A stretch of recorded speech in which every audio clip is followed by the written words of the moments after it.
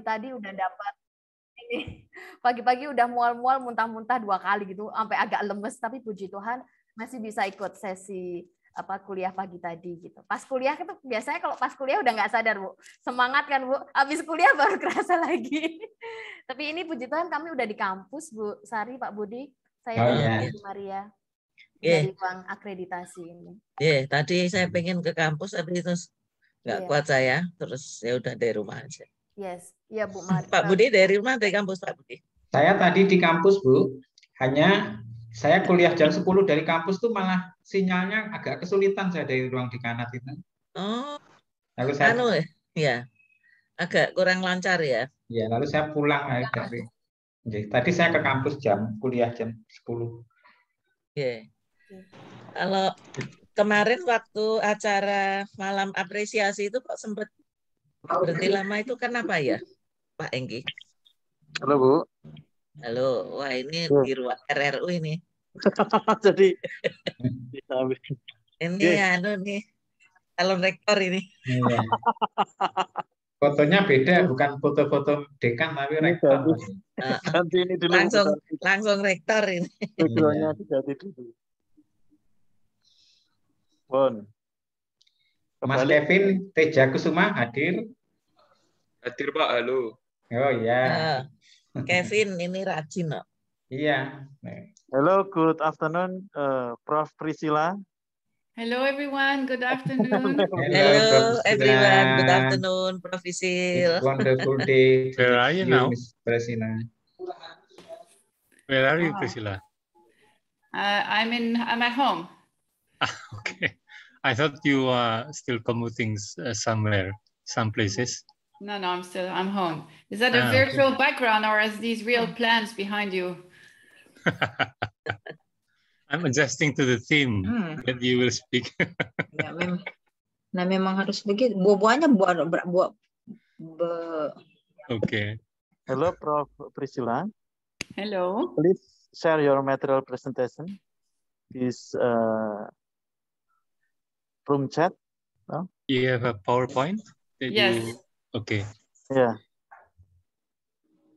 Can you attach to the chat column? Yes. I was planning on sharing my screen. That way I can move the slides myself. Okay. Would you like to do that? Or? Yeah, you do it. You do it, but at the same time you attach the document so the student will by themselves download the document. Okay. Let me see if... Will I turn it into a PDF then for them, or? Yes, any format I think will do. It's quite heavy, huh?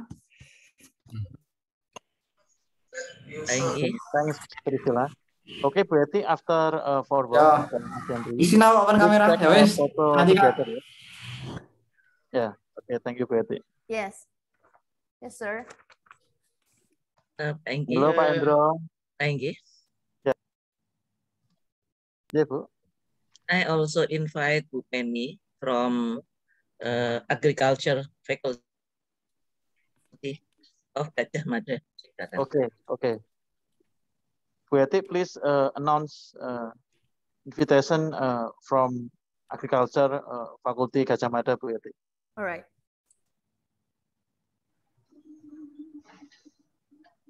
Halo Pak Hendri.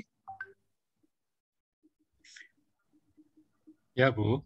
Ya, di mana ini? Ya di rumah. Tadi Bu agak sakit Bu ya? Iya, agak masuk angin saya. Not delicious ini. But it's not delicious. It's not delicious.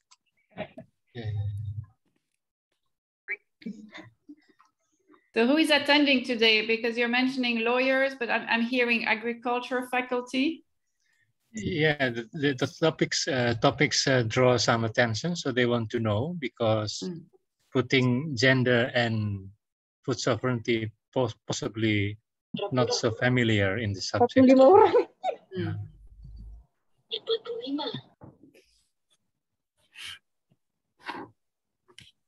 Mungkin kita bisa mulai supaya ada kesempatan tanya jawab nanti. Ya. Okay. Okay, thank you. Good afternoon, ladies and gentlemen. Welcome to the virtual lecture series 12. I am Eti Indrawati, or Miss Eti, and I will guide you through this event.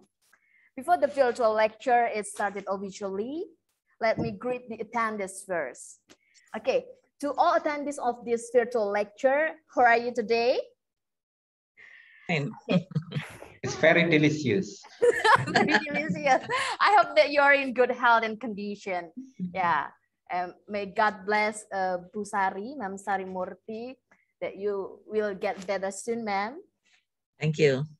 Thank you for participating in this virtual lecture in this fine Thursday afternoon. Now allow me to welcome our honorable distinguished guests. The Honorable, the Dean of Law Faculty of Universitas Atmajaya Yogyakarta, Dr. Y. Sarimurti Widyastuti SH MPhum. The Honorable, the Vice Dean 1 of Law Faculty of Universitas Atmajaya Yogyakarta, Dr. Triana Yohanes SH MPhum. The Honorable, the Vice Dean 2 of Law Faculty of Universitas Atmajaya Yogyakarta, Mr. N. Budi Arianto Wijaya SH Hello everyone, thank you. The Honorable, the Vice Dean 3 of Law Faculty of Universitas Atmajaya Yogyakarta, Mr. B. Hengki Widiantoro SH.MH. Hello everyone. Okay, thank you so much. I would also like to welcome the speaker of this virtual lecture, the Honorable Speaker, Professor Priscilla Clays, Senior Research Fellow and Associate Professor in Food Sovereignty, Human Rights and Resilience at the Center of Agroecology, Water and Resilience, CAWR, Coventry University. Praise be to God for having you in this virtual lecture, Professor Priscilla. Thank you so much. Welcome, everyone. Okay, welcome, Professor Priscilla. All right. And the Honorable Moderator, Ma'am Maria Hutapea SH MPhum, and the Honorable Lecturers and our beloved students of Law Faculty of Universitas Atmajaya Yogyakarta. And all of the participants, nice to meet you virtually here. To start off, let us all take time in silence to pray together. Let's pray.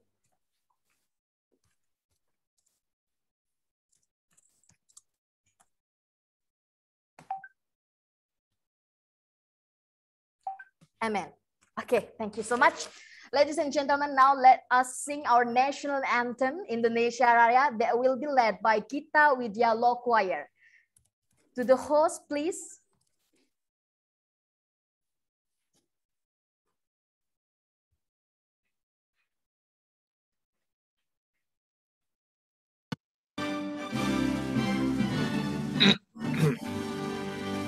Indonesia, tanah airku, tanah tumpah darahku. Di sanalah aku berdiri, jadi pandu ibuku. Indonesia, kebangsaanku, bangsa dan tanah airku. Marilah kita bersatu, Indonesia bersatu. Hiduplah tanahku, hiduplah negeriku, bangsaku, rakyatku, semuanya. Bangunlah jiwanya, bangunlah badannya, untuk Indonesia Raya. Indonesia Raya, merdeka, merdeka, tanahku, negeriku yang tercinta. Indonesia Raya, merdeka, merdeka, hiduplah Indonesia Raya.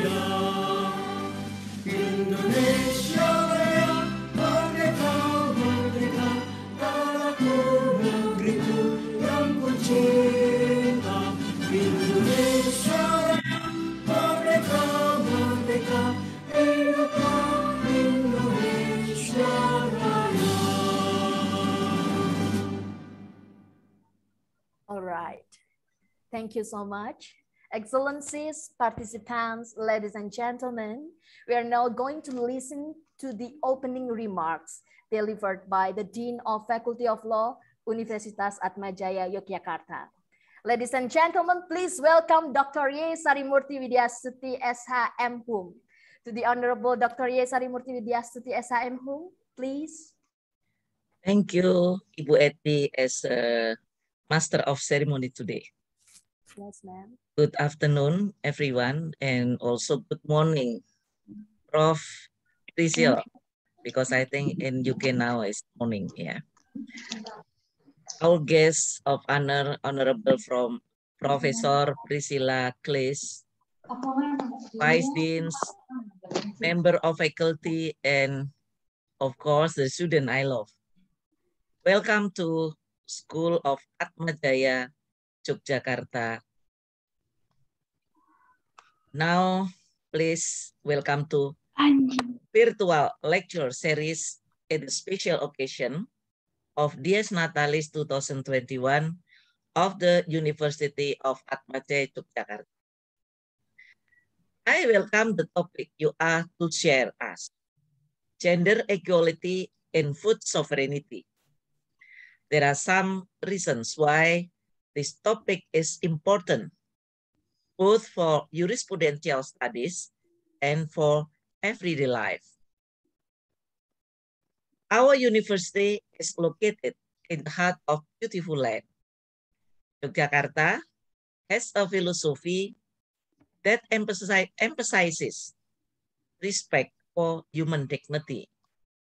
The philosophy of Yogyakarta is Hamamayu Hayuning Bawono. This is the philosophy that guides humans to always foster harmony between human and nature, so that the world will foster the beauty and sustainability of human. Ladies and gentlemen, both the king and queen of Kraton Ngayogyakarta Hadiningrat were very committed to respecting and promoting women's rights. The court of Yogyakarta is very active in the issue of equality of Indonesian in public life. The king and queen have 5 descendants, all daughters.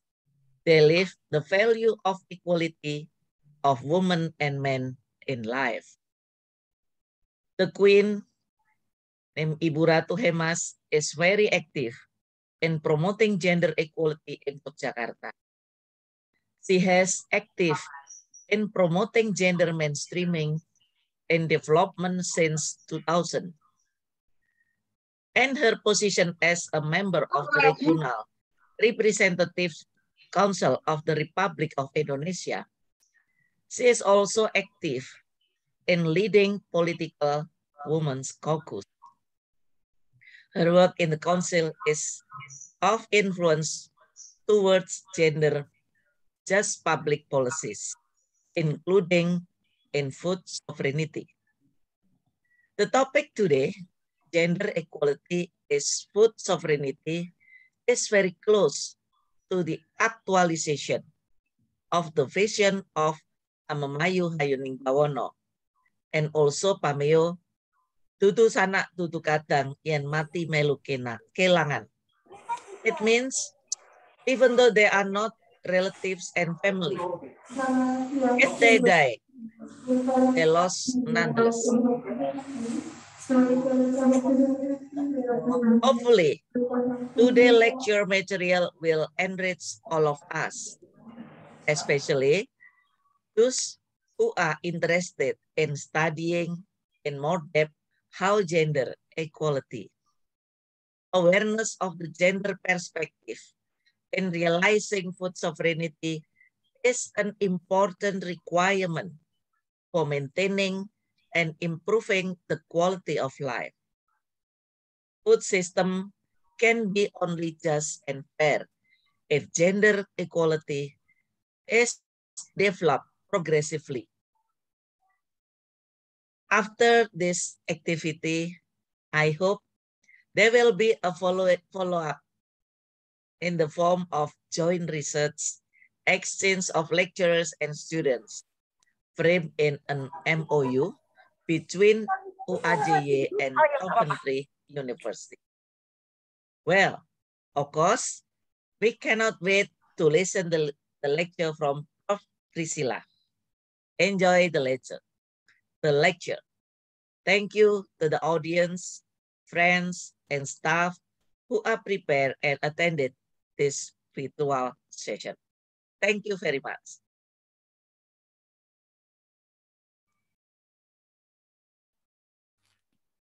Thank you so much, ma'am.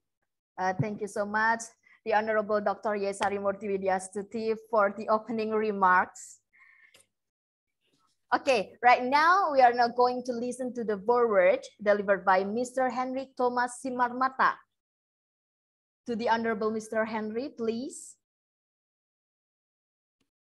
Thank you for allowing me to introduce the subject that we will listen to Professor Kleis, Ibu Sari, Dean, the Deanship, a member of faculty, the students, and jurists, lawyers, academia who happen to participate in this forum. The first of the subject that we want to know from a presentation from Professor Kleis is the subject of food sovereignty. We are aware that in many countries, they differentiate between food security and food sovereignty. So most possible way to relate with the subject is to understand the difference between the two concepts and how it applies in food system in any given country. Second subject, of course, gender equality, which I'm fully aware because I'm man. So I will leave it to all women lecturers here to speak for themselves. So I just want to put emphasis that the relation between gender equality and food sovereignty is also becoming more and more important studies, jurisprudential observations, and applications in a food system in any given country. So on both topics, I do encourage this forum, especially students, to speak, to exchange to Professor Kleis, and throw your ideas, or anything you want to know, anything you want to argue with Professor. It will be really better for learning into the concept and understand how it applies in everyday life. I thank you.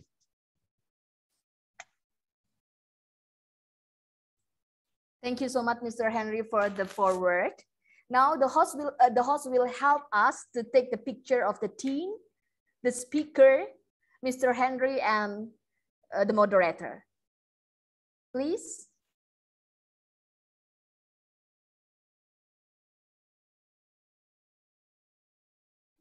Okay. 1, 2, 3. Okay. Finish, Miss Eti.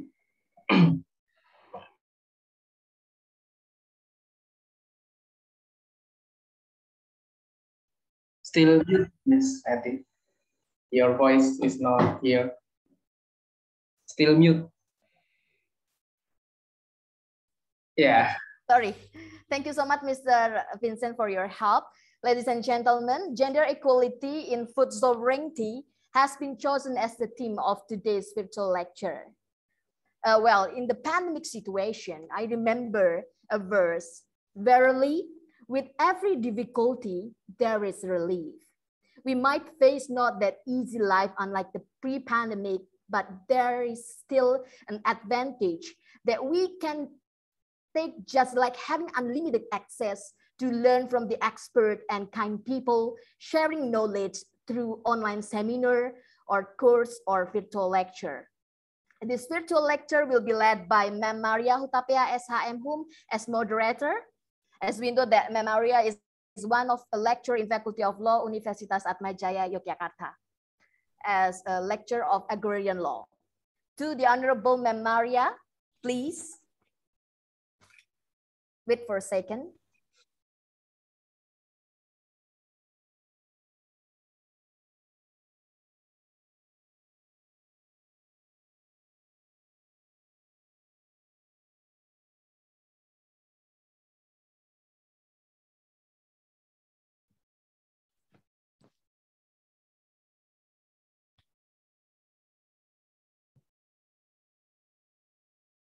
Thank you very much to Eti. Thank you very much to God and everybody here, and especially for Professor Priscilla. I don't know whether this is your first time talking to the audience in Yogyakarta. I hope so. But for me, personally, that this is a very important lesson because we could learn a lot from you about two things.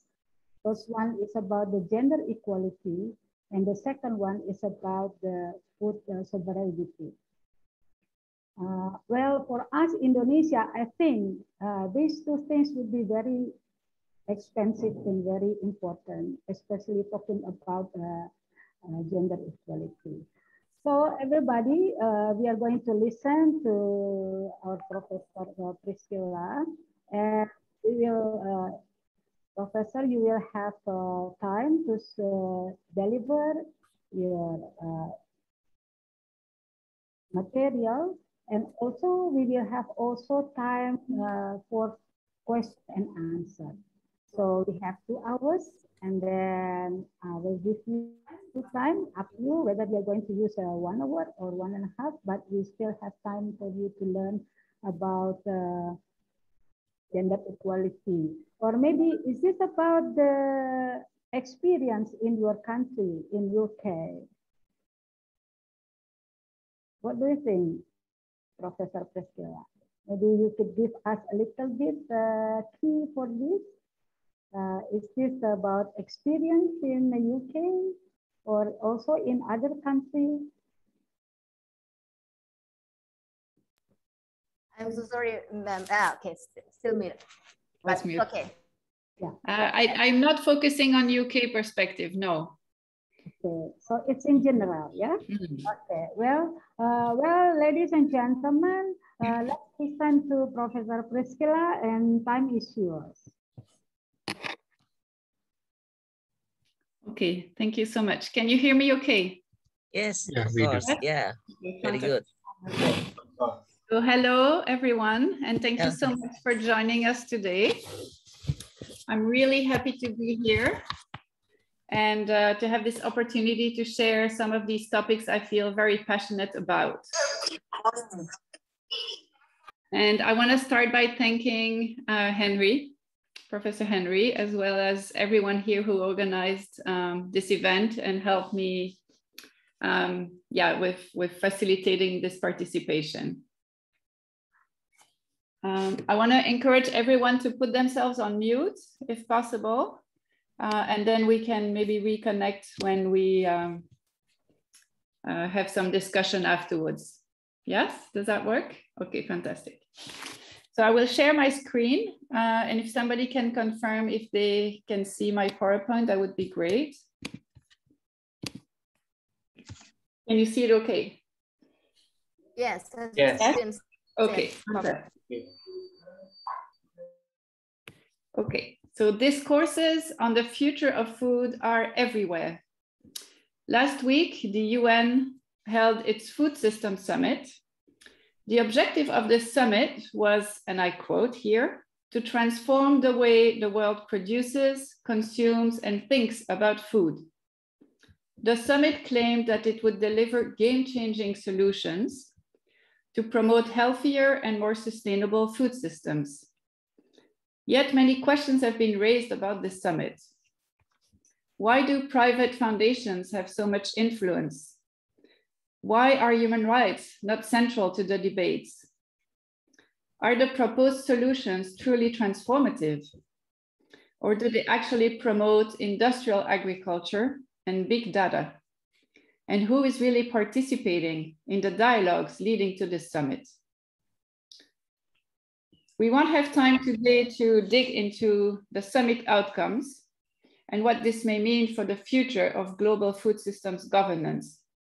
But I would like to unpack two issues that I think are at the heart of food systems governance, and that help explain also why the summit has been so contested.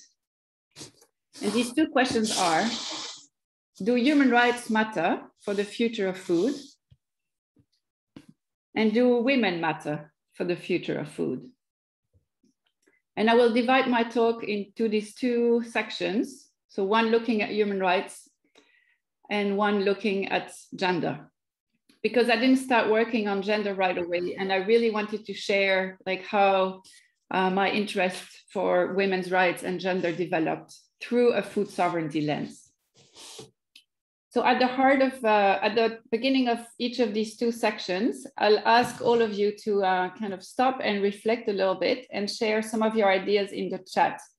That way we can make this session a little bit interactive, right? I'm sure everyone here is familiar with the chat, so I'll just 2 times ask you to reflect a little bit, and then when I say go, you can all press your enter button and share your responses in the chat, right? So, we'll do that now as we start, just so we can test if it works. So I'll just ask you, if I say food and human rights, what comes to your mind, right? Just food and human rights. So if in this chat column, yes, as Herin is showing here, so in this chat column, so if you can just type some ideas. When I say food or food sovereignty and human rights, what comes to your mind, right?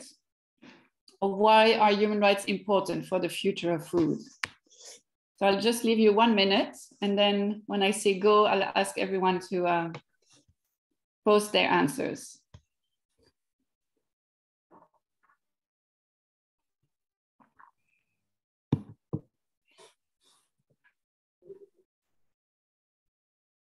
Right, so you should all be typing right now.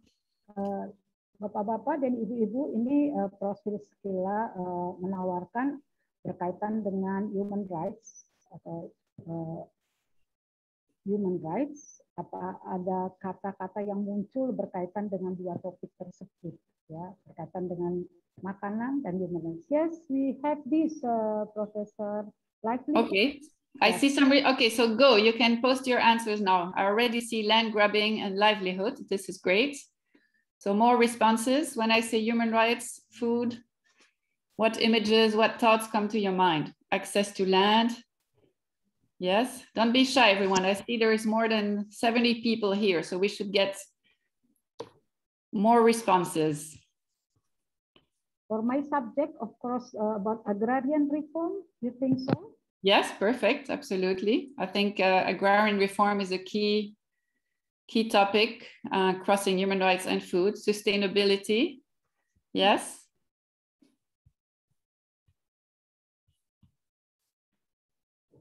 Food system. I want to leave you a bit more time so you can share some more responses. Involving women, absolutely.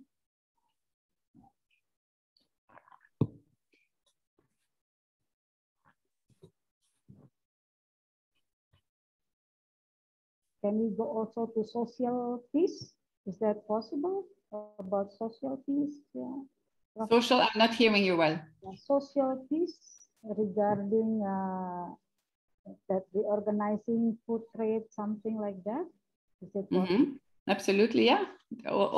There's no good or bad answer, right? It's just to see what comes to you. Power relation, yeah, that's a very good one. We'll see. I see it's the same people posting, so if more people can be encouraged to share their ideas as well. Future life. Life from Kurniawati. To promote gender equality and empower women, right? Wonderful. Okay, so you can continue maybe posting and reflecting, but I'll just share my own perspective, right? Fantastic. Oh, I'm trying to share my screen, but something else is showing up. Can somebody stop sharing? Okay.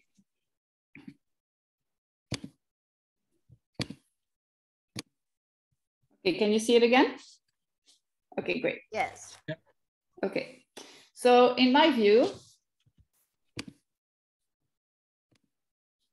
human rights are a key resistance tool. So framing claims in human rights terms is more and more popular with social movements around the globe for a number of reasons. Human rights are universal, they create unity, and they provide a frame for diverse groups to get together. Human rights bring legitimacy, they bring attention to a cause, and they come with monitoring and reporting mechanisms. So they provide a channel through which you can process demands. Even though in many cases, human rights are also bureaucratic, not easy to access, and not always effective. Over the last 15 years, I have done research and developed collaborations with La Via Campesina at different levels. As some of you may know, La Via Campesina is a transnational agrarian movement. So what does this mean? Transnational means it is organized across over 70 countries. So it's not limited to one country. Agrarian means it brings together people of the land. So peasants, but also agriculture workers and indigenous peoples. And it is a social movement because it engages in protest, mobilization, but also advocacy and policy dialogue. At the same time, it is involved in promoting sustainable farming practices and building local food systems. On this map, you can see the presence of La Via Campesina across these 70 countries and all their farmers' organizations that are part of this network. And during my PhD, so this was between 2008 and 2013, I conducted fieldwork in 13 different countries. And I did this while working for the UN Special Rapporteur on the Right to Food, Olivier Doskuter. Some of you may know him. I also spent quite a lot of time in UN arenas. So the FAO, Food and Agriculture Organization, the UN Committee on World Food Security. And in all these arenas, peasant organizations like Via Campesina had managed to get their voices heard and influence discussions. What I found fascinating is how La Via Campesina was a diverse movement. So it was bringing together a huge network of people with different ideologies, different religions, different languages, different cultures. But it had managed to articulate shared demands. And it had done that by using human rights. And this really triggered my interest. I was familiar with human rights even before starting my PhD. This is a very old picture when I joined FIAN International, so the main international organization working on the right to food, in 2003. In the following years, I participated in what we call fact-finding missions in different countries like Brazil or the Philippines. So fact-finding missions bring together a team of international lawyers and activists who document violations of the right to food to call international attention. And through FIAN, I discovered that many rural communities were being evicted from the land, either by the state or by private actors. Often these communities had nowhere to go, no compensation, and no recourse mechanism. I want to highlight here that I found and still find the right to food very convincing. The right to food is recognized in the UN Declaration of Human Rights of 1948, and it is also recognized in the International Covenant for Economic, Social, and Cultural Rights. It basically means that nobody should go hungry and that everyone is entitled enough food to live a dignified life. And thanks to a right to food campaign in India, as you can see on this picture, massive school feeding programs have now been deployed so that children can have at least one free meal every day. And this has actually meant that a lot more parents are sending their kids to school. Hunger is not caused by extreme weather events or calamities. It is caused by social injustice. And this is why the right to food is a very powerful tool to analyze food systems and identify the structural issues that are causing hunger and food insecurity. Yet I came to realize, talking to food sovereignty activists, that their ambition went beyond the right to food, even though peasants are the most affected by hunger. As I document in my book that came out of my PhD research called Human Rights and the Food Sovereignty Movement, the agenda of food sovereignty activists went beyond the right to food. It was really to reinvent human rights from below. And this is how I started following the emergence of the rights of peasants. I might as well tell you right away that this is an amazing success story, one that doesn't happen often in the UN system. After 17 years of struggle, peasants succeeded in getting the UN General Assembly to adopt a new international legal instrument called the UNDROP, UN Declaration on the Rights of Peasants. And this instrument was adopted in 2018, so really recently. And it was negotiated on the basis of a draft developed by La Via Campesina itself. And this is actually how I met Henry. For 5 years, I interviewed the peasants active in the negotiation process at the UN, but I also actively followed the sessions of the Intergovernmental Working Group in charge of elaborating this instrument. I spent a lot of time in this dark room full of diplomats, mostly men with a suit and a tie, and also some time at the cafe where people were strategizing over coffee. And before going into this process a bit more, I want to share 3 reasons why I think the UNDROP is really important and should be celebrated. The first reason is that the UNDROP recognizes new human rights to land, seeds, and food sovereignty. This is the first time that these rights are recognized in a UN instrument as standalone human rights. So before, aspects of these rights were recognized as part of the right to food, for example, but they didn't exist as standalone human rights. The second reason is that the UNDROP recognizes peasants as political and legal subjects. And for me, that's also really important because the declaration gives them visibility. In many countries, the term peasants continue to be pejorative. And in fact, many diplomats and states refused to even talk about peasants in the negotiation process. They felt that peasants don't exist or that peasants should be dismissed. And I argue and feel very strongly that the UNDROP is promoting a recognition of peasants as modern and active actors who hold knowledge, who hold solutions, and they should be involved in the food system transition. Finally, the UNDROP is a legitimate instrument because it was elaborated from the bottom up. And with Mark Edelman, we wrote a series of articles on the UNDROP and developed this idea that the UNDROP is a case of vernacularization in reverse. This is a bit tricky, but I will explain in very simple terms what it means. So the famous legal anthropologist Sally Engel Mary came up with this concept of vernacularization to analyze the process by which global ideas like human rights get appropriated and translated in local contexts. So for example, ideas around gender equality and women's rights are used in a variety of contexts by different people to advance their own agenda. And in the process, meanings of women's rights evolve, get contested, and vary.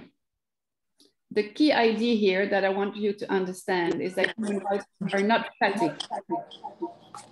They are socially constructed by the people who claim them. So that is the concept of vernacularization. Now, ask the people who just joined to mute their mic because it's creating a lot of background noise. Thank you. That's amazing. So what we observed with the UNDROP was a reverse process, right? So La Via Campesina did not translate and adapt the right to food in local contexts. Really what they sought to do was to create framings of human rights that resonated with their worldviews. They really wanted to be makers of law.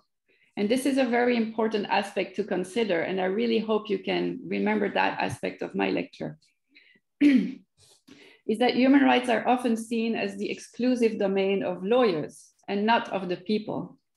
But I think that human rights can only be relevant if they are conceptualized by the marginalized, by the oppressed who need them as a resistance tool. So in this important work, Clifford Bob has developed a framework to analyze the creation of new human rights from below. And he has done this looking at the experience of the rights of indigenous peoples, but also of the right to water, which developed recently as a new human right as well. And Clifford Bob identifies 4 steps. I'm not going to go into detail, but I want to apply these 4 steps to the UNDROP to emphasize some important aspects. So these 4 steps are framing claims in human rights terms. So this is at the local level. Then connecting local communities to human rights NGOs or to the global human rights movements. And then you will need to convince some states to support your idea. And then once your rights are recognized, comes the implementation stage. So how does this apply to the UNDROP? The first the idea here is framing. So framing is a key activity for social movements because movements need to mobilize their members. And as I mentioned earlier, human rights are a very powerful frame because it brings legitimacy and it's a common language for everyone to come together around. But as social movements use human rights, they also contribute to the emergence of alternative conceptions of human rights. Historically, human rights are associated with this. So with the Enlightenment era, the French Revolution, the West, the individual. But today's social movements are pushing for alternative understandings of human rights, one that are more multicultural, less colonial, less Western, and that emphasize collective aspects. And for example, in the UNDROP, the fact that the right to land is recognized as a collective and not only an individual land, in my opinion, is really indicative of this trend. The second aspect of this framework is the externalization. That basically means that local demands need to be scaled up. They need to reach the global level. The declaration was originally drafted and adopted by local peasant organizations in the late 90s in Indonesia. And later it was shared with groups in Southeast Asia before it was discussed internally for another 6 years by La Via Campesina as a whole. And in the framework developed by Bob, as you can see on this slide, the emphasis is really placed on the need for local actors to connect through some local NGOs or lawyers to big NGOs of the human rights movement, like Amnesty International or Human Rights Watch. But what I showed in my research is that in the last 20 years, we've seen tremendous changes with social movements now recognized as global actors, speaking for themselves in these UN arenas. And so they no longer need NGOs to speak on their behalf. Of course, they still may need the support of NGOs. And in the case of UNDROP, we could also see this was the case. For example, strong alliances were developed with FIAN and CITIN, in part because some UN arenas are hard to access. And so you still need NGOs to get in. But I really want to highlight that global movements maintain political control over their positions in these discussions. So here is a photo of peasant activists strategizing with their allies. The third step is convincing states. So one of the key activities of movements is to try and seize legal and political opportunities, especially at the global level. And here it is clear that the global food crisis of 2007-2008 was key in gathering support for the UNDROP. But to push for the creation of new human rights in the UN system, you really need the support of a sponsoring state. In the case of La Via Campesina, the movement reached out to Bolivia, which then created a core group with Cuba, Ecuador, and South Africa. Bolivia proved to be an important ally, but when the coup hit in 2019, this also proved challenging because we lost Bolivia as a strong actor pushing for the implementation of the rights of peasants. On this photo, you can see the collective sense of victory by all the actors involved in the UNDROP process. Diplomats, lawyers, peasant activists, NGOs, researchers, but also UN staff. And I want to emphasize here the importance of trust and collaboration within this group across institutions. And these people had been working together for years to achieve this victory.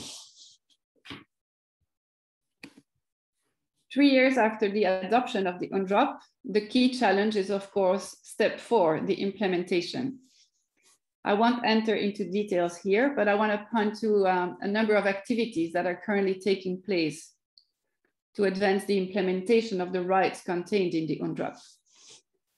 So first is the development of training and dissemination materials, like you see here on this slide. And it is also important to bring the instrument to the attention of policymakers, as well as to translate it beyond the 6 UN languages. So I don't know if it's already been translated in Bahasa, I'm assuming it has been. Second is the creation of a monitoring mechanism at UN level. So using the model of the special rapporteur or maybe an expert group to monitor the implementation of UNDROP and document cases of violations of peasants' rights. And finally is the importance of using the UNDROP as a baseline in other processes, in other advocacy processes. And this is something that indigenous peoples have been really good at. So with their declaration, they have pushed their agenda in all the spaces they would attend. And I can see in the case of peasants' rights that the instrument could also be used as a baseline in discussions around food security, land governance, seeds, biodiversity, climate change, or trade. Lastly, and as we move into the second part of my talk, I want to mention an additional challenge, and that is pushing for progressive interpretation of the rights contained in the UNDROP. I have insisted on the creation of new human rights, which I see as a victory. But that doesn't mean that the declaration is progressive on all fronts. And as I will show now in the second part of this lecture, when it comes to gender and human rights and women's rights, the declaration faces a number of limitations that I think are important to highlight and address at the implementation stage. So I'll now stop sharing my screen and ask you to reflect a little bit and again, post some responses in the chat. What do you see as the role of women in relation to the future of food, or women for food sovereignty? Okay, so what is the role of women in food sovereignty, and how can gender equality support food sovereignty? I'll just stop here for a few minutes so that you can reflect and post some responses in the chat. Yeah, exactly. How do you see the role of women in food sovereignty? Thank you, Henry. Oh, that's a great one. So women hold knowledge of seeds, right? So this is something that is often said, that women are the one who know how to use seeds and have that relationship to biodiversity. Any other ideas?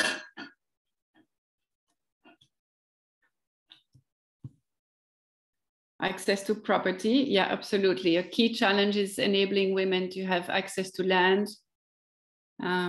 which is a big issue. Absolutely.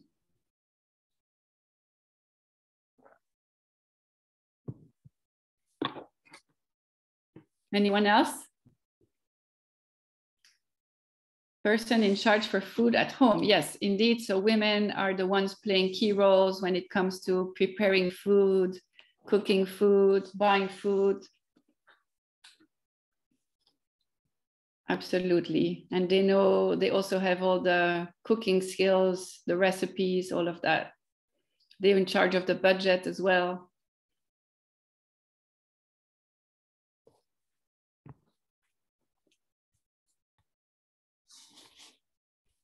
Okay, so I'll move on. I'll share my screen again. Main person who choose the good food. Yeah, absolutely. So making the choices around which food to eat, which food to cook. Patience in caring. Oh, that's a really nice one. Absolutely. So women are the one playing important caring roles in the family, and I think preparing food is part of that. When most male farmers were put to jail, they are the one who sustain the community. Yeah, and in most countries, actually, there is no food provided in jail either. So women are the ones, or in hospital, they're the one bringing food to relatives as well, and keeping the community going. Wow, great. More responses coming before I continue. I really encourage you to participate.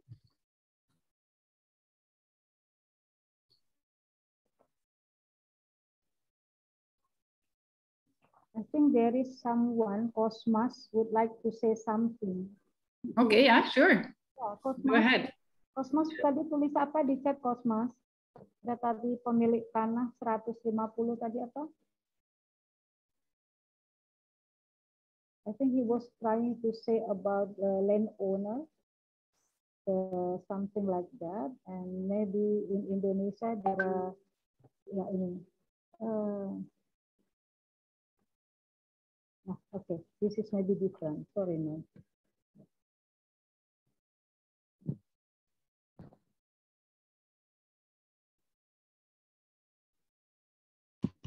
I suggest maybe I continue, and then in the discussion we can open up for everyone to participate. Yeah. I think that's okay. A good idea. Okay, fantastic. But thanks for all of those who posted their answers. This is really useful.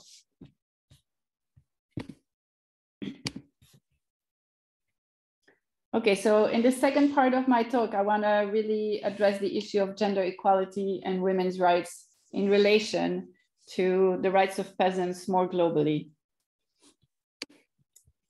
So women, and especially peasant women, face an incredible number of challenges in their homes, in farming, but also in their organizations.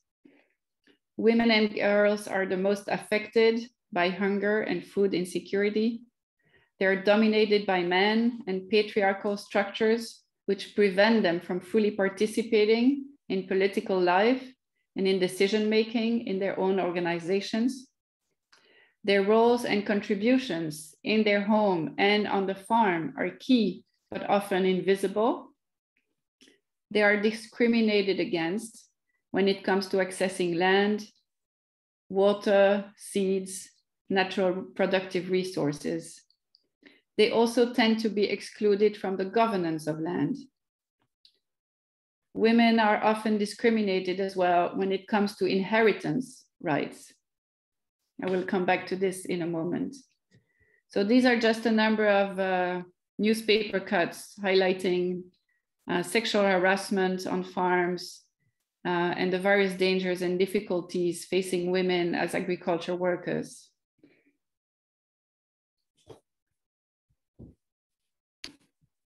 One area that has become increasingly acknowledged thanks to the COVID crisis is women's contributions to unpaid care and domestic work. And what also increased with COVID, unfortunately, is the issue of domestic violence and other forms of violence that women face on a daily basis, including violations of their sexual and reproductive health and rights. And this is something that we documented, my colleague Jessica Duncan and I, for a report that we wrote for the Women's Working Group of the Civil Society Mechanism, so the CSM of the CFS. This is a report that I can also post in the chat. So we did a survey of how women were impacted by COVID in relation to food systems. And in light of these challenges, the text of the UNDRAP is rather disappointing. And this is really what I wanted to share today. So some key demands did not find their way in the final text of the UNDRAP. The first one is women's equal rights to inherit land. The second one is the importance of using gender parity quotas to achieve gender equality. So in many countries, like enforcing quotas, for example, so that half of the parliamentarians or members of governments need to be female, has really helped make progress towards gender equality. But the importance of such quotas is not recognized in the UNDRAP. The explicit acknowledgement of women's sexual and reproductive health and rights. This is also something that is missing. And finally, non-discrimination against peasants on the grounds of their gender identity and sexual orientation. Now we'll come back to that in a moment. So what happened? Why are these important rights not reflected in the UNDRAP? And what I'm going to share here is based on a research paper that we recently published with my colleague Joanna Burke-Martignoni. So I really want to acknowledge her contribution here. And this paper tries to understand why the UNDRAP is not as progressive or feminist as it could be. So in this paper, we identify 3 pressure points. We call them pressure points. So 3 moments which kind of inhibited the inclusion of women's rights in the declaration. The first pressure point has to do with how the peasants' rights agenda developed. So as I explained at the beginning of my talk, the UNDRAP is a unique process, in large part because diplomats started negotiating on the basis of a draft that was developed by peasant activists. But the draft that was used as a starting point for discussions at the UN did not fully integrate women's rights. Rather, that draft insisted on the importance of defending the family farm, and it erased differences within the farm, making the women's rights agenda invisible. And this can be understandable because in the late 90s, when the draft was developed, there was a lot of attacks on the family farm. So that was the driving force. At the same time, this is quite surprising when we look at La Via Campesina and the extent to which peasant women have been active within the movement to address patriarchy. I don't have time here for a complete overview, but I want to mention 3 issues that have received attention within the movement. The first issue is gender-based violence. The second issue is political participation. And the third issue is gender identity. So let's start with gender-based violence. In 2008, La Via Campesina launched its global campaign to stop violence against women. The campaign tries to make explicit the many forms of violence that women endure, but also their impacts on women's lives. The campaign also articulates how the violences and impacts of patriarchy are connected with those of capitalism and neoliberalism in agriculture. So the oppression of women and the oppression and destruction of nature are closely related. And this was the key message of the campaign. For example, agribusiness is a source of violence because it exposes women and their babies to chemicals. At the same time, capitalism at large is a system that exploits and relies on women and women's labor for its operation. And this system is responsible for rendering women's labor invisible, for making them economically dependent on men, and for limiting their possibilities for participation. The second big area in which peasant women have sought to advance change is the issue of their political participation and the leadership roles that they can play in their organization. So La Via Campesina is well known for having implemented gender quotas in its international executive bodies. So the International Coordination Committee, for example, is made of 2 representatives from each of the 9 regions, and these have to be 1 male and 1 female. The movement has also put in place specific safe spaces for women, such as the women's assemblies. So before the big conferences, the women would meet separately so that they can discuss in a safe manner their issues, their aspirations, and their visions. Increasingly, such safe spaces also exist within national organizations. At the last international conference of La Via Campesina in 2018, La Via Campesina officially launched its concept of popular peasant feminism.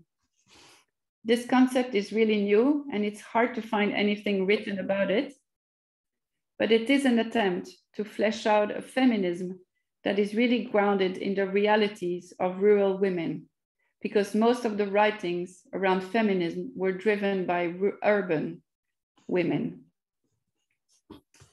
Finally, I want to highlight that there has been efforts in the last 3-4 years, mostly in Europe and in North America, to address within peasant movements systematic discrimination in the countryside towards people with diverse gender identities.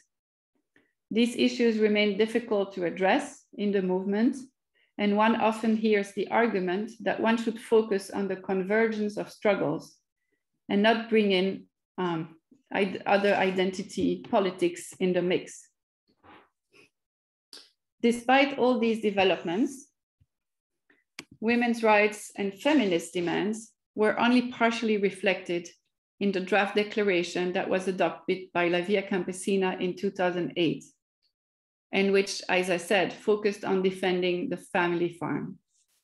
So this is the first pressure point. The second pressure point has to do with what is called agreed language. So the UNDROP is the outcome of a negotiation process. That means of compromise.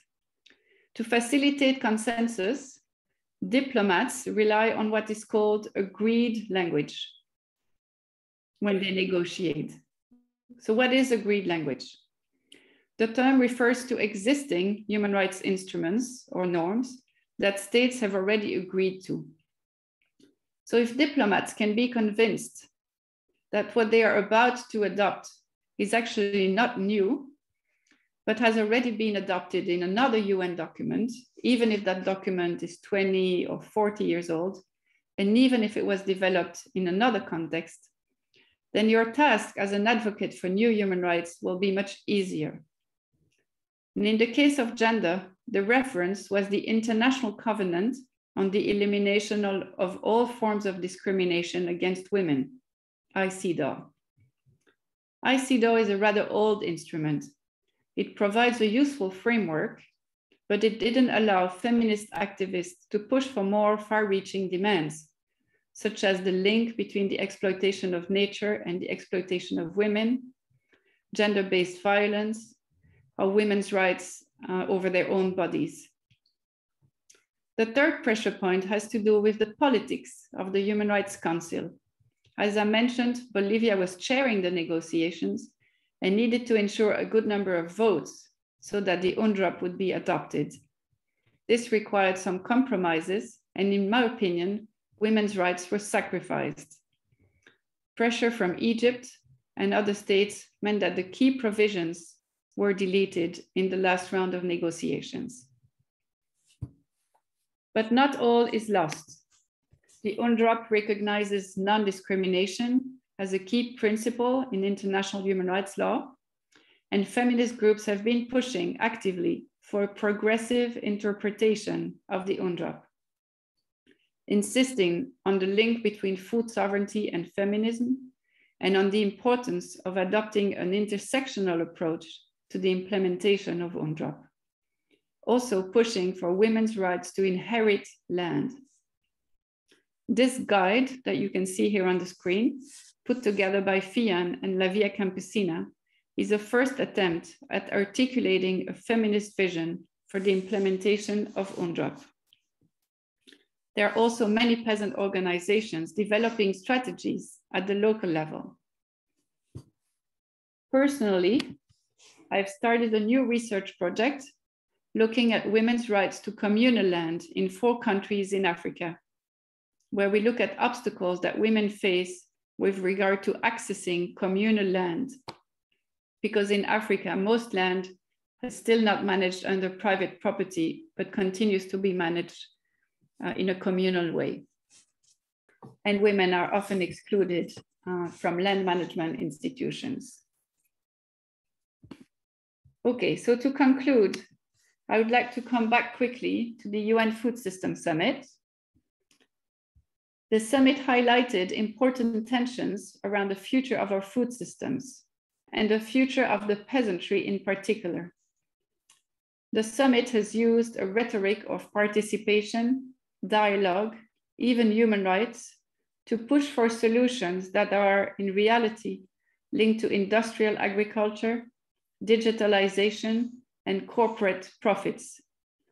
It is trying to turn peasants into entrepreneurs or make them disappear.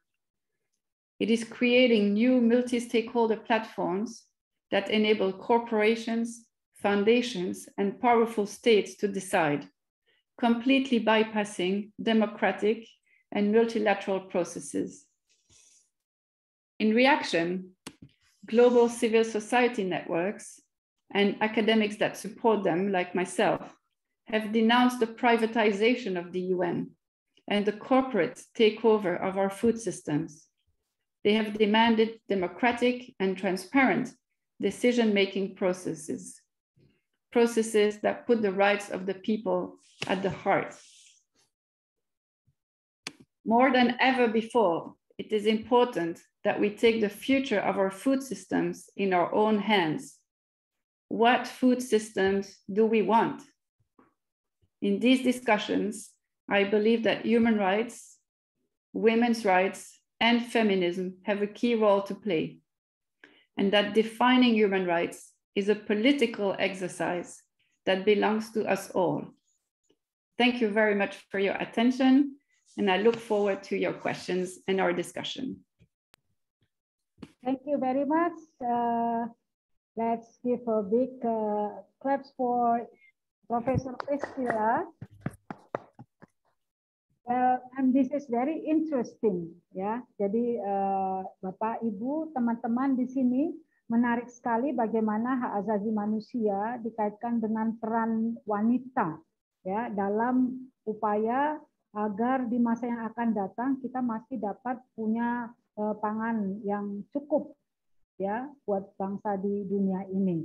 So based on I was wrong saying, I was thinking that your research was merely about what happens in UK, but it was very good because we could learn, we could travel around the world to see how people in this world, try to, especially for women.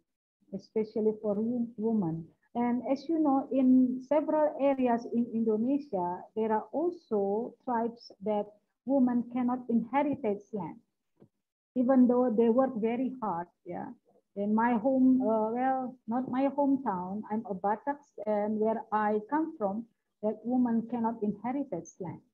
Yeah, but women work very hard for that. And also in Bali, I think it happens also. But well, let's have a discussion about this. Yeah, if I look at the chat room, I could see that women give comments. Yeah, give comments about this. I could mention Ibu Sari.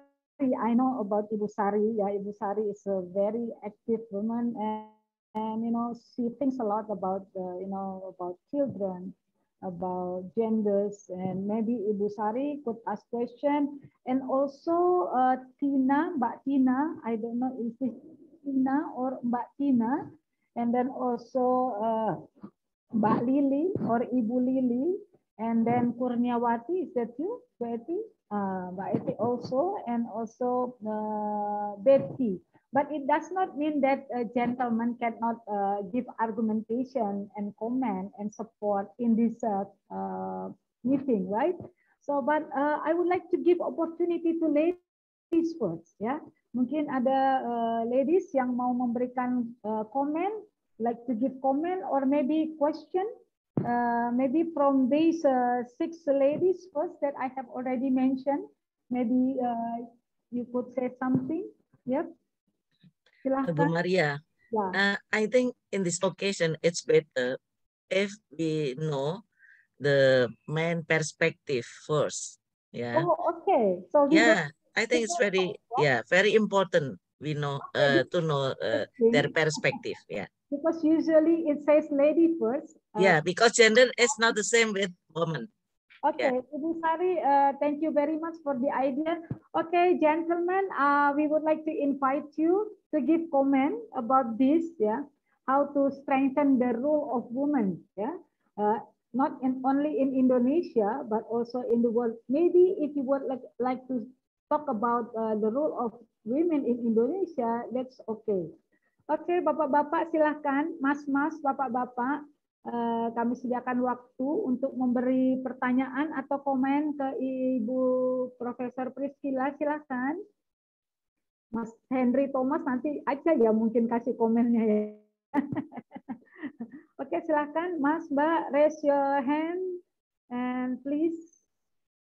Banyak sekali yang bisa didiskusikan di Indonesia. Oke. Yes, yeah. Ini Ibu Priscilla invite men to say something. Yeah, if you say something, if you give comment, means that you support the role of women. Is that right, Ibu Priscilla, Ibu Professor Priscilla? If men say something, means that they support the role of the women, right? Yeah, I mean, I really believe that men can have an important role to play. It's important for women to organize and share their experiences, but we are all in this together. So it's also important for men to reflect on what they can do. Yeah. So I would really like to hear, men's perspectives as well. Yes, because I think if women active means that there is a support from the men. Yes, who is this? Oh, this is Tina. Okay. Bapak-bapak. Maybe she can explain what she's putting in the chat. Would she like to start? The first one is the lady, Ibu. The lady. Okay. Ya, silahkan. Ada Bapak atau Mas yang mau mengatakan sesuatu? There is in the chat, Tina, I think, if she want to say something. Oh, okay. So it means that we have opportunity to lady, Mas Henry? Yeah, I think we already have the material in the chat. So she said that indeed, I must say that Agrarian movement, etc. So possibly she can also post in our comments. I think that's a comment or question. Yeah, I think she can also share her thoughts in our discussion. Or maybe we could invite Mbak Tina to directly. Mbak Tina, langsung mungkin bisa. Ya, on cam please. Yes, silahkan Mbak Tina. Thank you for the opportunity. I'm sorry that I cannot turn on my camera because my connection is a bit poor. So maybe I just kind of just read the text I already wrote. So yeah, this is a very interesting lecture. I found it really refreshing because I also realized that agrarian movement in Indonesia is still masculine, it's very male dominated. And I mean, just for example, the time of meetings for discussing any topics within kind of like agrarian reform or etc., they always choose the time when it's almost impossible for women to join. It's kind of like in the middle of the night, etc. And kind of like they always kind of like say that land issues come first, and don't change the topics into women's issues. Don't change the priority. Let's focus on on land, and then we can discuss about movement later, which of course never happened because we never get the land so far. So yeah, I think woman is always being second, but I think it's also because our local values is pretty much still instilled in everyone. And I know that there are so many NGOs out there, even Peasant and La Via Campesina, that really try hard to make participation of women to be heard. But it's more in the surface. I must say that back in the grassroots, women are still put in second place, except on certain cases. For example, in Batak, because Bu Maria is from Batak, I know that in most cases around Toba and around plantation, they always put women in front. I mean, women open their clothes, etc., when facing with military. But when they're talking about decision making, they're not even asking the woman what they want. So this is also being problematic. How they view as gender involvement, woman involvement, is also like really, well, biased. But when I also say this as bias, I have my own bias as well. So this is kind of like a how to say this. But anyway, one day I read about theory of access from Peluso that describe there are 7 or 8 elements, I forgot, that influence our access, our power to get benefit from land or from anything. And one of them is gender, well, among others. And the other are, I think, market, labor, etc. So my questions to you, do you see that market approach will actually help women position in peasant movement? Because I mean, I give example here that, I heard a lot of migrant workers, when they come back from Saudi Arabia, they come back from other places, they use their money to buy land, to become a farmer. So do you think that, I mean, you're talking about capitalism, neoliberalism, etc., and those views are pretty much a market approach. So do you think capitalism in certain way helps women's position? Thank you. Thank you, Mbak Tina. It's time for you, Professor Priscilla, to give comment to Tina about this. Yeah. Well, I want to thank you, Tina, for very, very stimulating feedback and exchange.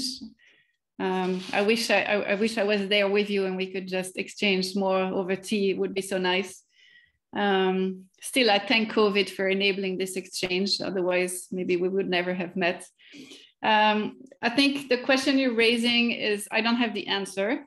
There's tons and tons of papers in the academic literature looking at this question, whether the opening of labor markets and women basically moving away from their rural areas to go work in the cities, often in factories. We have tons of cases like that, women working as domestic workers, as you say, abroad, but also moving to the capitals to work in like garment sector or clothing factories in Bangladesh. We have a lot of literature looking at are women better off? Does the fact that women then have their own money empower them somehow? I think certainly there must be cases where women are more empowered that way. But I think, yeah, this is a really, really complex question. And it is actually the question that is at the heart of this research project that I'm running at the moment in Africa. Because a lot of land in Africa, as I was mentioning, is still held under communal ownership. And in a way, with the recent wave of land grabbing and land investment moving into Africa and a lot of people coming in to buy land, my hypothesis was that as long as the land is held communally, and so all the community must give its consent to the land being sold off, this is a key way of protecting the land away from, from land grabbing. So in that sense, my hope was that reinforcing collective rights on the land would be a way to protect it, right, from investors. And actually what I've seen in a lot of food sovereignty and peasant movements in Africa is they have more and more endorsed this discourse of collective rights over land to protect it against land grabbing. The downside to that is that, of course, when you say collective rights, often it means, reinforcing existing patriarchal institutions and land management structures that make decisions over how to use this land. And so in reactivating these collective institutions, you also exclude women again, right? So I think the question that you raised is really at the heart of contemporary dynamics, whether we can, create more protection for land to be kept in the hands of a community and protect this land away from urbanization, industrialization, investors coming in, but at the same time, finding a way for this community to better involve women in the decisions, both at family level and at community level, so that there's also something in it for them. Another thing we see a lot in Africa is, for example, women get a piece of land that is far away from the village, the soil is of bad quality, and then when after they have worked for years to improve it, then it is grabbed by other men in the village, and they have to go to another plot of land that is of bad quality again. So I think it's really important, this issue of participation, and also showing to men in the community the benefits of including women in the decision. And that is one of the things we're trying to do with that research, is creating dialogue between women and men, because just activating women is just not going to create more cohesion at the community level. So we're trying to create cohesion and dialogue so that also the men can see what the benefits are of bringing women in the decisions, right? What they can gain as well. And I think that's really important. So I'm not answering your question. I think it's an open question, and I hope that all of you can look into it. But I hope that there is solutions for women outside of more capitalism and more market-based approaches. That would be really nice if we can find a way in food sovereignty to advance women's rights as well. Okay, thank you very much. Mbak Tina, I think even though Professor Priscilla did not answer your question directly, but that explanation I think gives more than what you have asked. Yeah, Mbak Tina, I hope you are satisfied with that. But I wish you were here also in Indonesia, Bu Priscilla. Yeah, so talk more about what is going on in Indonesia. Yeah. Okay, well, I would like to open to another opportunity. Masih bapak-bapak ada yang mau nanya? Ini ada nih Mas atau apa? Atau Ibu Lili, bebas deh, siapa laki perempuan yang mau bertanya. Ini kesempatan baik. Ya. Halo. Tanya, ya silakan. Silakan Pak atau Mas Patricius, silakan langsung saja. Langsung saja Pak mengajukan pertanyaan. Pakai bahasa Indonesia tuh. Silakan Pak dari Fakultas Teknik Biologi. Well, time is yours, please. Saya selalu bertanya, nanti diterjemahin tolong ya. Siapa yang bertanggung jawab terhadap kekerasan terhadap wanita? Apakah siapa yang bertanggung jawab? Who is the responsibility the violence on women, man or woman? Because a man is the education with women too. Okay. Well, I think you should mention your name, even though I know your name, because people. Kianto Atmojo. Your name is, give a short one. Kianto Atmojo. Yeah, Pak Kianto. Bu Professor Priscilla, you can say Pak Kianto. Yeah, he was asking about who is responsible about this. Thank you, Pak Kianto. Who is responsible? What do you mean? I'm not sure I understand. This is the legal questions. Okay. Okay. Who want to define? Mungkin Pak Atmojo, maksudnya bertanggung jawab, maksudnya apa? Monggo Pak ditanya itu. Ya, saya selalu bertanya, siapa yang lebih bertanggung jawab terhadap terjadinya kekerasan terhadap wanita? Wanita itu sendiri atau kita para lelaki? Di rumah atau di masyarakat? Atau di masyarakat. Oh, okay. So let me rephrase the questions. So the possibility of social fabric, how much it bears responsibility, both on the lack of recognition or even direct physical violations against women.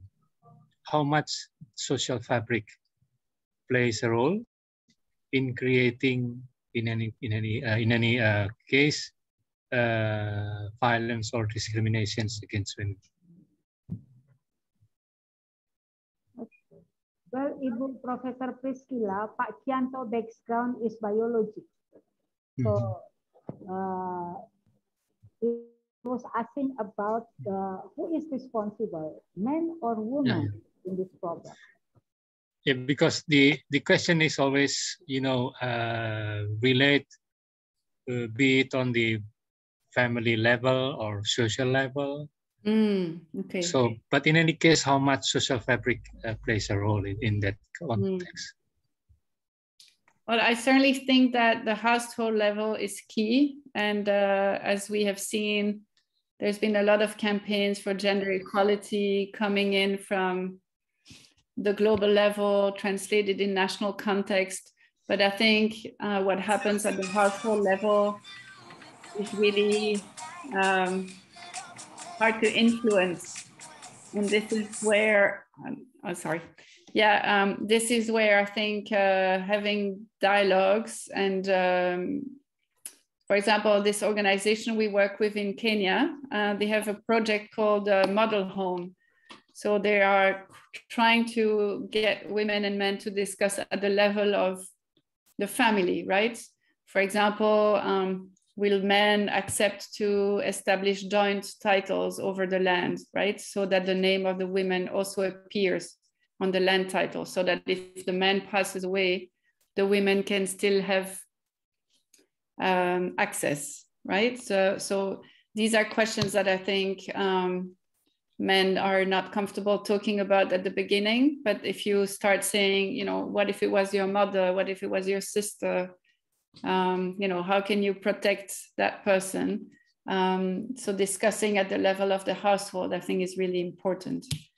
So it's a complex question. Maybe others have some insights into this based on the Indonesian context. I don't know. I think we can have a discussion, right? Not a question and answer so much. So if other people want to add elements, it would be useful.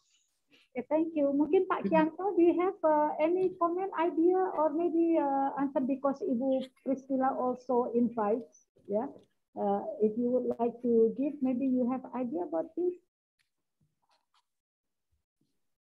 I think women have to responsible for their violence. Saya pikir wanita harus tanggung jawab terhadap kekerasan terhadap wanita. Karena di rumah yang memimpin, who is the leader in home is woman, ya. Siapa yang mendidik? Ya, pendidikan dipegang oleh wanita. Jadi wanita lah yang menentukan apakah akan terjadi terus kekerasan terhadap wanita apa tidak. Okay, well, Ibu Professor Priscilla, Pak Kianto tries to say that woman has responsibility because to choose what is best for her, because at home she educates the children, so she's responsible for that. I think he was trying to say that. And what do you think? What do you think, ma'am? That's his idea.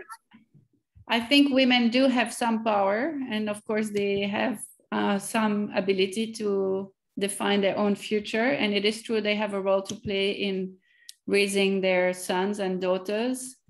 I have two boys, for example. I try to educate them in ways that make them aware of the rights of girls and the rights of boys, and what they have to pay attention to. I try to also make them help in the kitchen and, with cleaning the house and all of that, so that they can also deconstruct these gender stereotypes and division of role.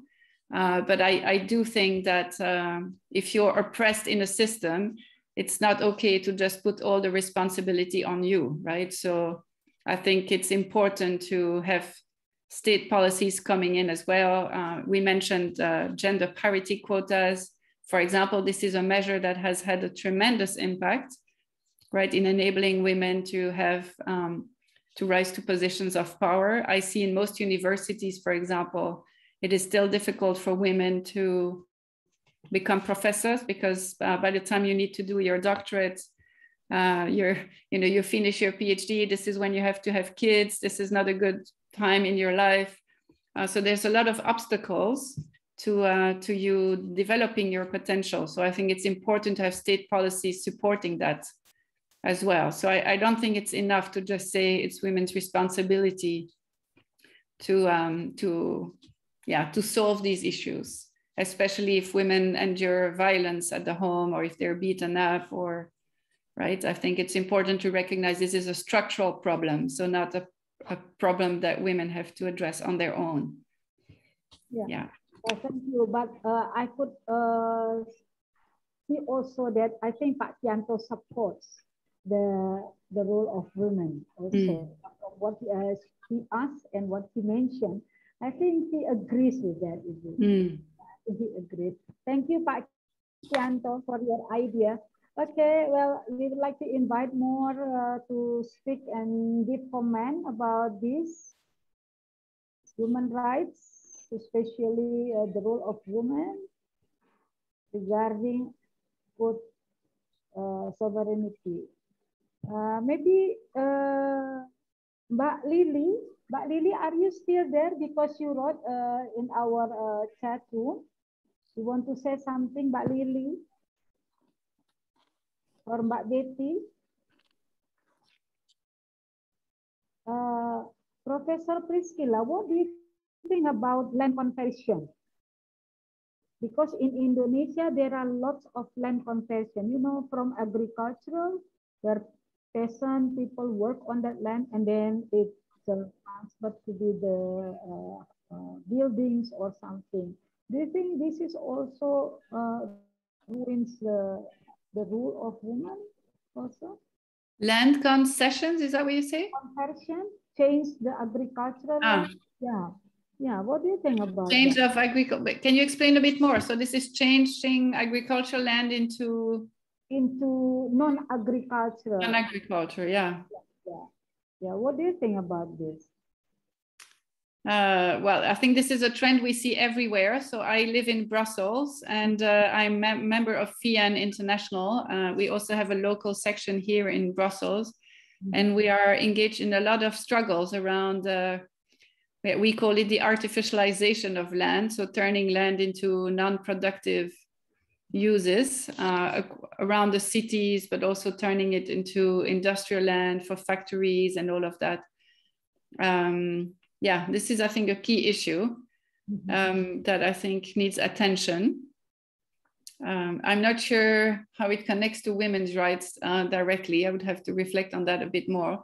As Tina, I think, said, I think women are often at the forefront of defending agricultural land, and this we see in many places. I have a question, ma'am. Maybe we can continue from Betty. Betty, I would like to invite you to talk directly. If you cannot do on cam, it's okay. But if you say it directly, so Ibu Priscilla could listen to you, please. Yes, good afternoon. I'm really happy that I can join this lecture because I just noticed this from a short notice. So I'm happy to do this. Can you hear me? Yes. Okay. Yes, I just, sorry, something trouble with my earphone. So I'm just wondering what you already explained. There is a right of woman to the land and etc.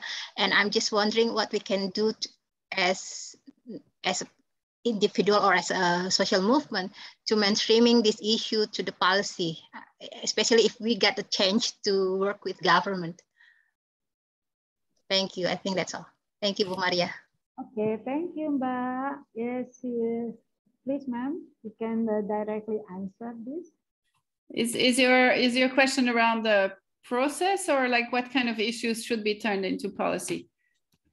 I think it's from I mean the government, for example, Indonesian government right now for the sustainable palm oil issues, they want to mainstreaming the gender issues on their policy on the sustainable palm oil issue. So I'm just wondering what we can do to push them to encourage them to acknowledge this issue, the gender issues.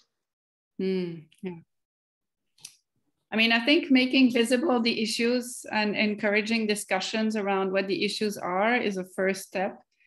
I think supporting mechanisms for women's participation is really important. So I don't know, you're mentioning, is it palm oil, like a initiative? Or so if there is a way for ensuring women's participation in decision-making in these bodies, like with a quota system, I think that can really have an important impact.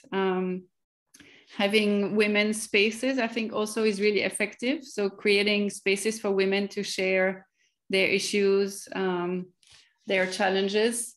I'm trying to think. I mean, and then I think it's about adopting non-discrimination policies and addressing discrimination wherever you see it, right? So that could be around access to resources, around different things. I mean, the problem is these gender issues, they're so present in our societies, right? As Tina was saying, it starts with the hour at which we organize a meeting where women are stuck home with the kids and preparing food, to women feeling themselves that they are too shy or they're incompetent. So even sometimes, even when women are encouraged to participate in a meeting, they are too shy. They're feeling stupid. They don't want to take the floor. They feel like they're not intelligent, right? So surveys show, for example, that at equal level of competence, right, a man will tend to feel over competent and a woman will always tend to underestimate her abilities, right? This is just because we are educated in ways that make us think that the men know best, they know more. We listen to them. We feel like we don't know enough. We're always doubting. So these are also strategies that we can put in place, for example, in meetings, like if a woman comrade speaks, then you can maybe mention her name and support her idea, just do little things like that also to increase a women's voice. I think addressing the issue of violence, sexual violence, is also important especially for agricultural workers on plantations. So there's lots of things that can be done. Yeah. Thank you, Professor. Gimana Bu Betty? Aku manggilnya harusnya Bu nih, aku manggilnya Mbak. Enggak apa-apa. Atau Marenda kita. Gimana Bu Betty? Enggak. Yes, udah jelas maksud saya. Kebayang kalau kemudian memang menempatkan ada satu ruang-ruang khusus untuk perempuan berbicara di antara mereka sebelum kemudian dibawa keluar. Itu sih yang saya tangkap. Ya, terima kasih Bu Maria. Okay, thank you Bu Betty, thank you Bu Priscilla. Well, I think I would like to give one question, yeah, or maybe comment, yeah, because the time will soon be 4 o'clock. Ada satu orang lagi yang mau kasih komentar atau pertanyaan? Maria, may I raise a question? Yes, of course. I'm Johannes. Please, Okay. please, yes. Okay, silahkan Pak Tri. Okay, I'm sorry. Thank you very much. I cannot turn on my video. Oh, okay. Okay, Yes. I'm sorry. Yeah. Say it Okay. directly, Pak. To Professor Priscilla, I would like to raise a question, but I'm sorry, my question might be beyond the topic of this discussion, but it's concerning with the discrimination against women. Now, what is your opinion about the discrimination against women based on the religion teaching, such as based on the Quran teaching, the Muslim and the Islam religion or the Muslim teaching, and the Bible? There are some discrimination against women. For instance, based on the Catholic teachings, women cannot cannot become a priest, and maybe in some maybe cases there is some other discrimination against women based on the Catholic teaching, based on the Bible maybe, and secondly maybe based on the Muslims teaching, there are a big number of discrimination against women, but it's justified based on the religion teaching. And what is your opinion about the application of the right of women in certain countries, such as in Afghanistan, especially based on the under the Taliban government? So what is your comment about the discrimination in some countries? But the discrimination justified based on the religion teaching. Okay, thank you very much. Pak Triana, well, Ibu Profesor Priscilla, Pak Triana's background is international law. He is one of our 5 deans. Yes. Okay. Yeah. Thank My you. background is international law. Yeah. Thank you, Pak Tri. Okay, you're welcome, Maria. This is a very complex question, so thank you for raising it. My very basic answer will be to say that most religions, unfortunately, are very patriarchal in nature. So this is a common threat across all religions, right? So if you look at Catholicism or Christianity, Islam, these are patriarchal religions. So whether you will find spaces within these religions to advocate for women's rights or encourage women's rights, this happens, right? But overall, I think these are religions that are very patriarchal in nature. And if you look at the text, you will find ways to support domination of women.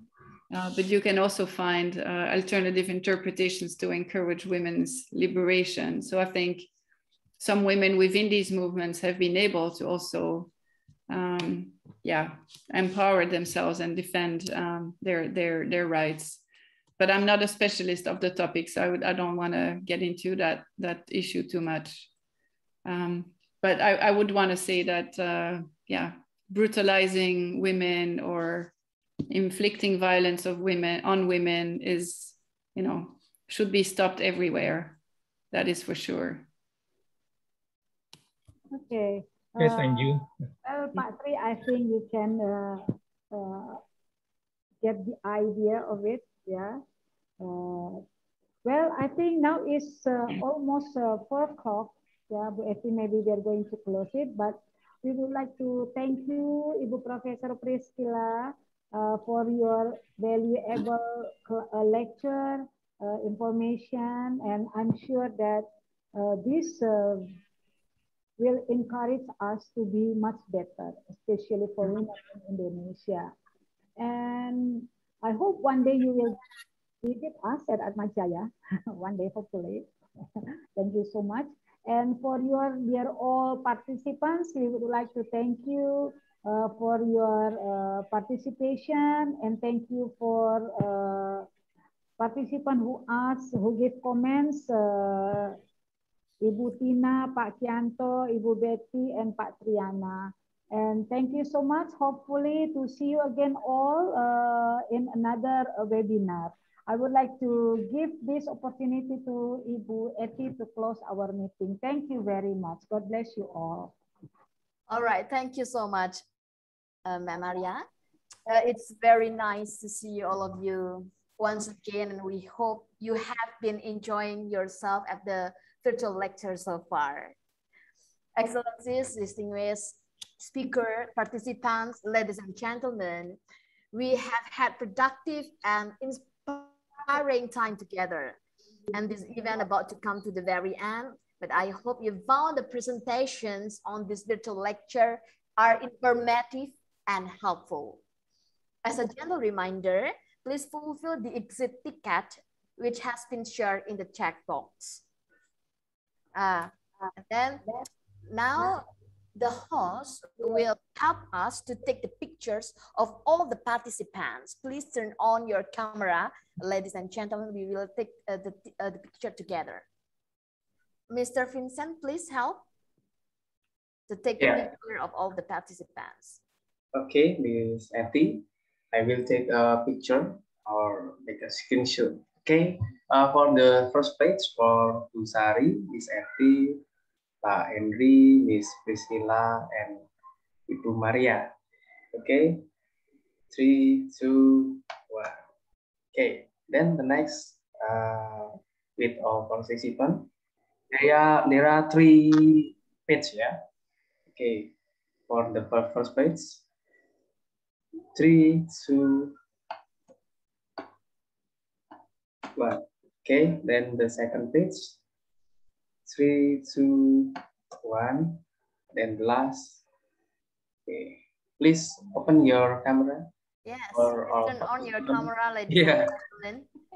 Okay, I will repeat maybe for yes.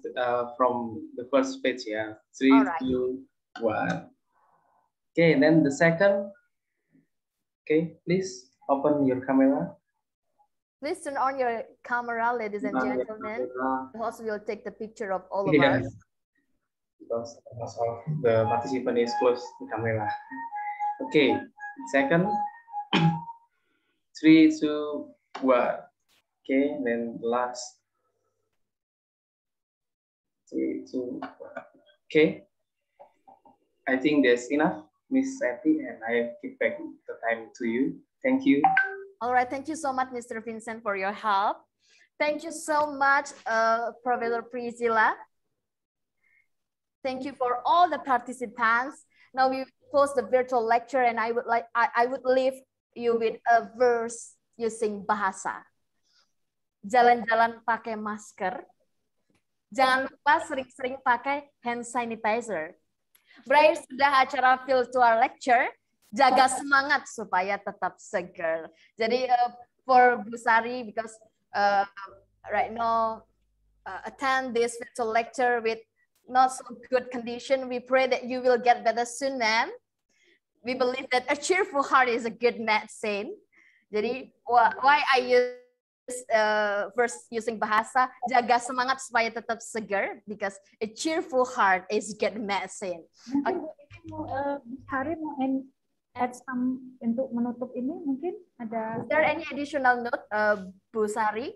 No. Okay. Thank you so much. Thank you very much. On behalf of the committee, please forgive us for our shortcomings.